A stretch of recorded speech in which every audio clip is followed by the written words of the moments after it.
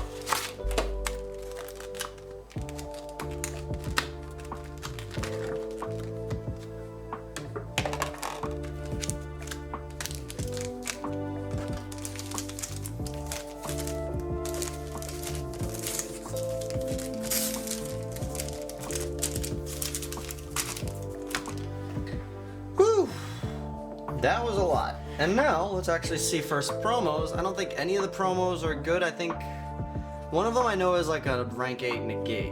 Ah, speak of the devil. Number 23, Lancelot, the Dark Knight of the Underworld. So this is actually a generic level 8 Xyz monster. So this card can attack directly while it has Xyz material. 2000 attack, 1500 defense. Not the greatest attacks and defense stats, but its effect, when it inflicts battle damage, I can target a face-up monster my opponent calls, destroy it, so it's okay. And then, once per turn, as a quick effect, when a spell, trap, or a monster effect is activated, detach and negate. This is an Omni negate, but it's a little difficult to make for our deck since we don't really make rank 8s a lot. Forge of the True Drekos, so we don't really need that. Beast Eyes Pendulum Dragon. And, well, Beacon White. So we got all 4 promos. Cool. The only one that is somewhat potentially relevant is the number 23 Lancelot. But realistically, we're not making this rank 8. Unfortunate. We'll put those up there. Anyway. Breakers of Shadow. We've opened it before. Y'all know what we're after. We are after a specific Ultra in this set. That being Neptphis, the Atlantean Prince. This is a very important target that we want to get off of our Deep Sea Diva when we normal summoner. So, Forbidden Apocrypha, Mistaken Accusation, Cosmo Delta Shuttle, Performatal Guitardle, and here we go, Buster Whelp of the Destruction Swordman. That's actually a good super to pick up, but not what we're looking for, unfortunately. So we'll make a super pile up here. The super pile. Shiranui Samurai Saga, Draco Face-Off, Shiranui Smith, Black Wings, why don't we play? Hamatan the Dust. Okay, nothing good from that pack. Next one. There's also some other good stuff to pick up from here. Kaiju's Twin Twisters, I think, is in here as a super rare, so another Twinnies is always a nice thing to pick up. Zany Zebra is also in here for some reason. I don't know. Anyway, Twilight Ninja Sengetsu, another Cosmo Delta Shuttle, Shinoi Samurai, Goyo King, and here we go. Tuning Magician. We don't need this super. Monkey Board Broken card. Dynamist Charge, and another Hamatan the Dust. That's the second time we've ended that. Anyway, Battles of Legend, Light's Revenge. I've opened this set in a previous sealed only series looking for a Gatorg. This time, however, we are actually after some of the stuff in the secret rare slots. So, in this set as secret rare comes the White Auras, specifically White Aura Whale, which is an OTK Raigeki machine. Great water Synchro 8. Also, some of the Mermails will come in secret as well here, like Abystius. So just a little power for extra deck if we can get to it. Archfiend Zombie Skull. Into the Void. That's not terrible. That's actually an interesting consideration. Odd Eyes Lancer Dragon. Vision Hero Adoration, and Danko Sekka. At least it's a cool side deck option, but these are two cards that realistically we probably won't play in the long run, but you know, it's cool to have them as an option. Back to Breakers of Shadow. You know, just inject a little interesting card here and there. Yeah, we'll put you up here, why not? For now, or I don't know, we'll keep it down in our consideration pile. Twilight Ninja, Super Heavy Samurai, Prepped Defense, Alumirage, before Almirage is a thing, Reject Reborn, and Magic Spectre Supercell as our super. Go figure. Wizard Buster of the Destruction Sword. Destruction Swordsman Fusion. Cool. Solo the melodious, strong songstress and performance hurricane. Let's try again, shall we? Shall we? Yes, we shall. Anyway. Alright, so, Zany Zebra. Another Twilight Ninja. Cosmo Delta Shuttle. Super Every Samurai. Beast QB. And it is an Ultra. It's not an Ultra we're looking for. Odd Eyes Gravity Dragon. That's unfortunate. Super Every Samurai General Jade. Dynamis Brachion. Dynamis Stegosaur. And Solo the Melodious Songstress. Alright, interject with another Battles of Legend Light Revenge. Or Light's Revenge, I guess. Performapal 5 Rainbow Magician. Space-Time Transcendence. Super Heavy Samurai Steam Train King. We're getting a lot of Super Heavy Samurai Synchros today. Crusader of Endymion, and oh my god, I kind of spoiled it a little bit. I see a water synchro, but it is a White Aura Whale. Oh, yes.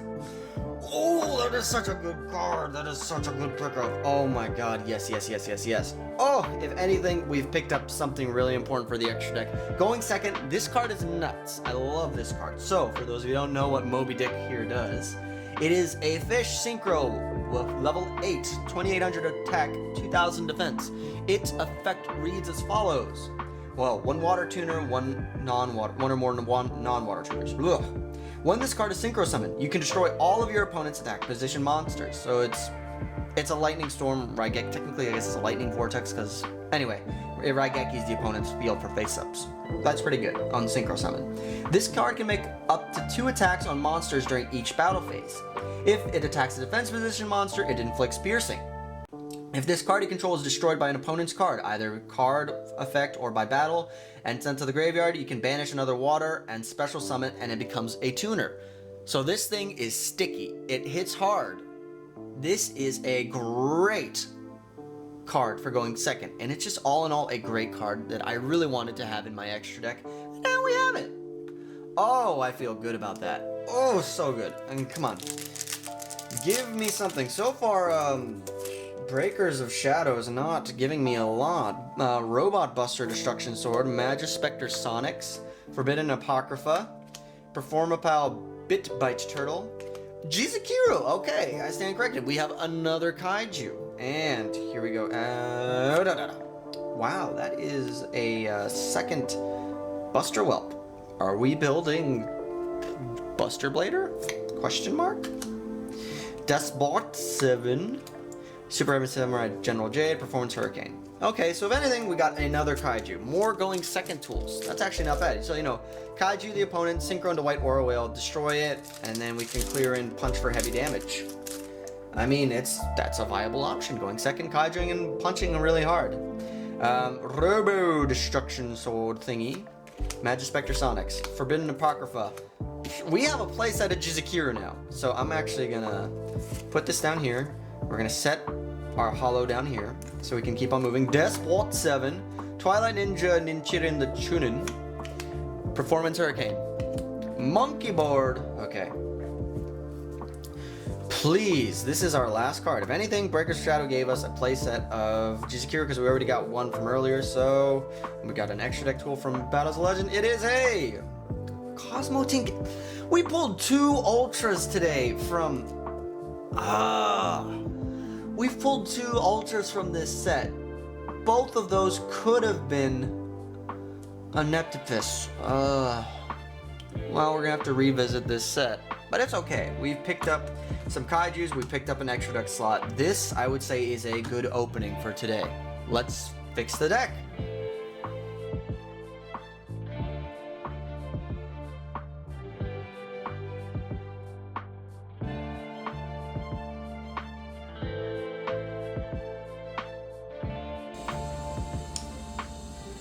You know, the deck looks okay. Granted, obviously, not having the Atlantean print is a big miss, but the White Aura Whale is a powerhouse of a card, and I'm really glad that we pulled it.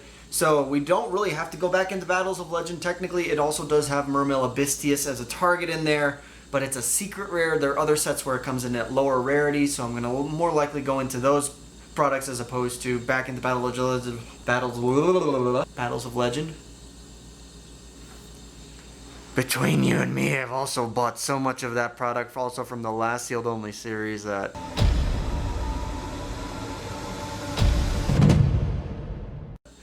kind of don't want to go back into it because it's pricey. But anyway, we'll see how the techs go in. We shifted a couple things around, anti-spell fragrance in the main. We've come into a very interesting time in the format, obviously now knowing that we've jumped forward in time. There's some new decks on the horizon. The meta is about to shift up greatly, so why don't we go ahead and see how things look with the new to build. Alright, so for our first matchup today, we are going up against one of our newer patrons who also happens to have his own YouTubing channel, Duelist GX, where he's running his own sealed only series. He's much further on than us, and we're already in mid-duel where we're facing down essentially Shadal branded Eldritch. And our one play with Diva really didn't get forward.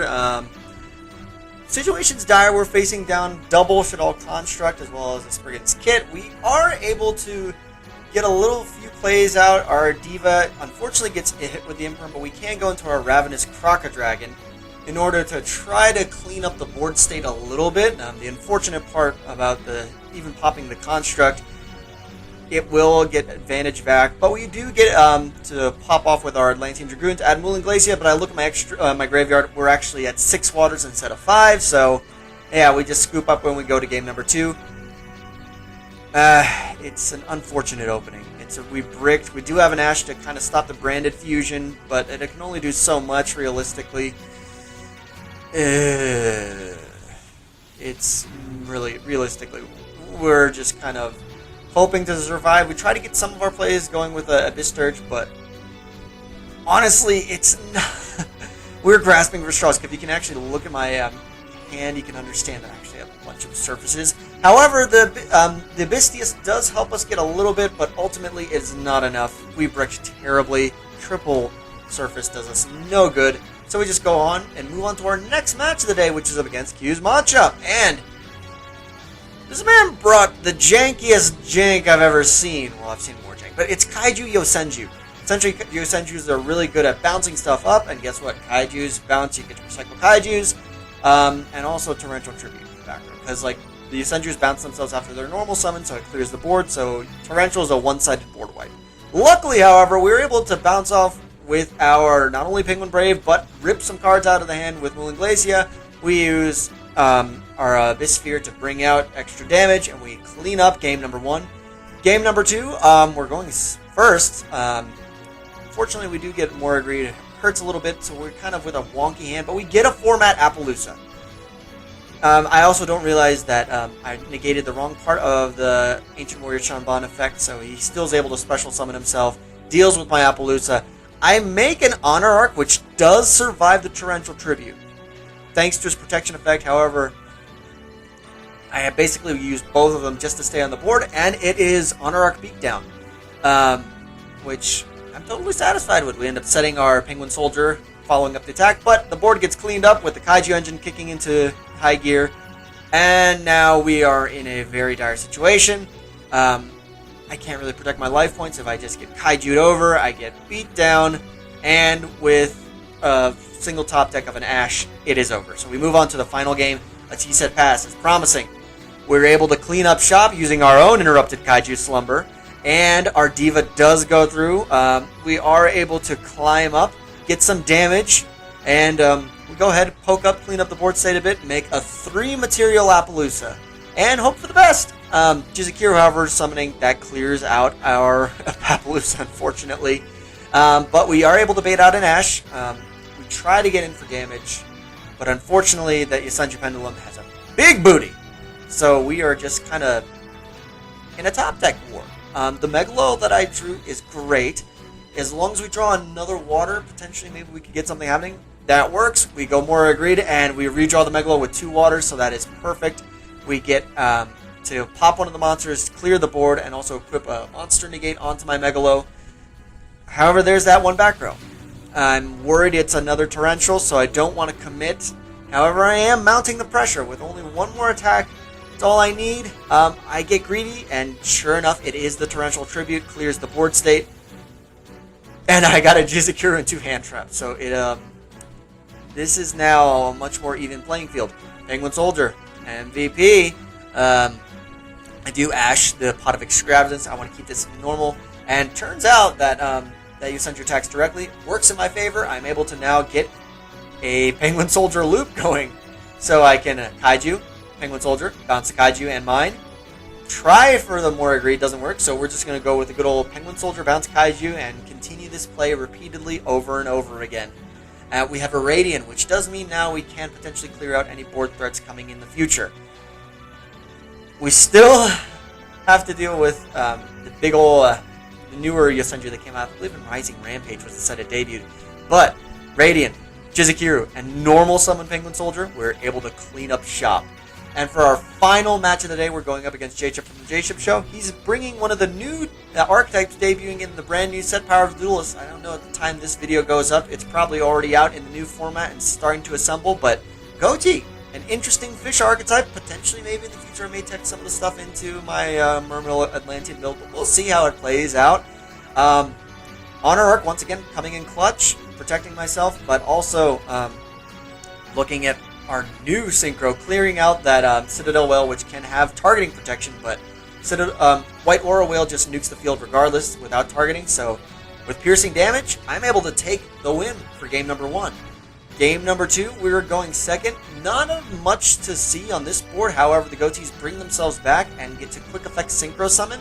My Megalo and my Dragoons get dealt with, so I don't get any positive gains from that, and I get a White Aura Rail on my turn, takes care of my Megalo, so it just leaves me with a defense position Diva, which gets pierced through. And unfortunately, I don't have the best of hands to capitalize or make a comeback. Realistically, I'd love to draw a Diva. I can go into a Brianak, which does clear the White Aura Rail, but unfortunately, I'm left open, and we go to game number 3. Game number 3, we draw 2 of our back row. Not the best, but not the worst either. So we are able to stand up for a little bit.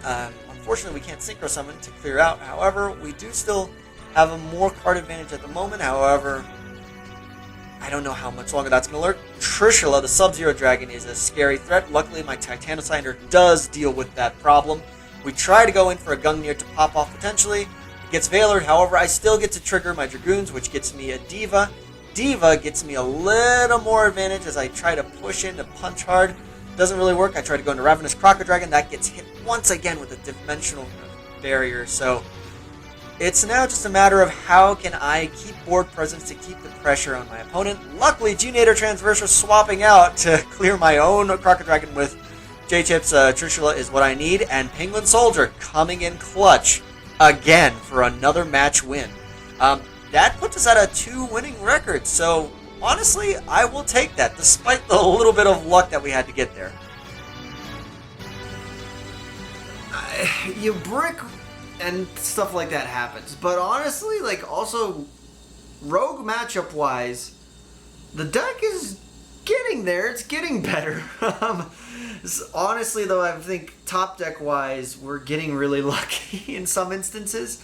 But great to see the new card putting in some work. White Aura Wheel doing some of the heavy lifting for us. Penguin Soldier too.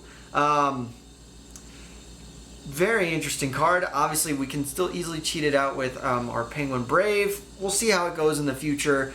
Ideally, moving forward, I really want to be able to have a consistent way not only to make Penguin Brave in order to get that interaction with Penguin Soldier, but also to have reliable ways to access our Mermail Core, which means we gotta pull Prince. Easier said than done, but we will get there. It just takes time, patience, but honestly, having 2 wins under our belt, this is momentum. Let's try to continue the win streak, and we move. But anyway, thank you so much for joining in for today's video. I hope you all have liked, commented, subscribed already. If not, let me know what you think of the progress so far down below. Anyway, I will catch you all in the next video.